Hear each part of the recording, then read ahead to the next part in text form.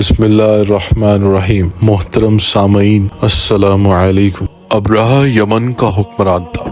اس نے یمن میں ایک عالی شان کلیسا تعمیر کر کے یمن کے لوگوں میں یہ اعلان کرا دیا کہ آئندہ کوئی شخص حج کے لیے مکہ مکرمہ نہ جائے اور اسی کلیسا کو بیت اللہ سمجھے۔ اس اعلان سے عرب کے لوگوں میں غم و غصے کی لہر دوڑ گئی۔ پھر ان میں سے کسی شخص نے رات کے وقت اس کلیسا میں جا کر گندگی پھیلا دی۔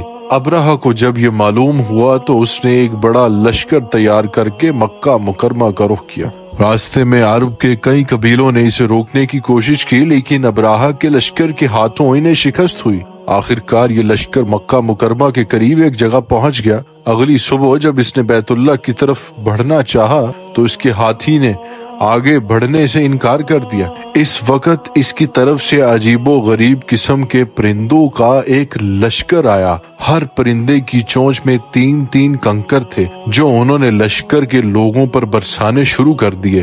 ان کنکروں نے لشکر کے لوگوں کے جسموں کو چیر کر رکھ دیا۔ یہ عذاب دیکھ کر سارے ہاتھی بھاگ کھڑے ہوئے۔ لشکر کے سپاہیوں میں سے کچھ وہی ہلاک ہو گئے اور کچھ جو بھاگ نکلے وہ راستے میں مر گئے۔ ابرہہ کے جسم میں ایسا زہر سرایت کر گیا کہ اس کا ایک ایک جوڑ گل سڑ کر گرنے لگا۔ اس حالت میں اسے یمن لایا گیا۔ وہاں اس کے سارے بدن سے خون بہہ بہہ کر ختم ہو گیا۔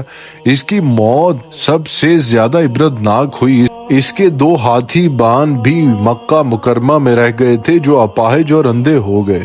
اس طرح اللہ پاک نے اپنے گھر کی حفاظت فرمائی اور طاقت پر غرور کرنے والوں کو سزا کا مزہ چکھایا۔ قرآن پاک کی سورہ فیل میں اللہ پاک نے اس واقعے کو یوں بیان فرمایا، کیا تم نے نہیں دیکھا کہ تیرے رب نے ہاتھی والوں کے ساتھ کیا کیا؟ کیا ان کے مکر کو بیکار نہیں کر دیا اور ان پر پرندوں کے جھنڈ بھیج دیے جو انہیں مٹی اور پتھر کی کنکریاں مار رہے تھے، بس انہیں کھائے ہوئے بھوسے کی طرح کر دیا۔ اگر ویڈیو اچھی لگی تو چینل کو سبسکرائب کریں تاکہ ہماری نئی آنے والی ویڈیو آپ تک پہنچ سکے۔ شکریہ۔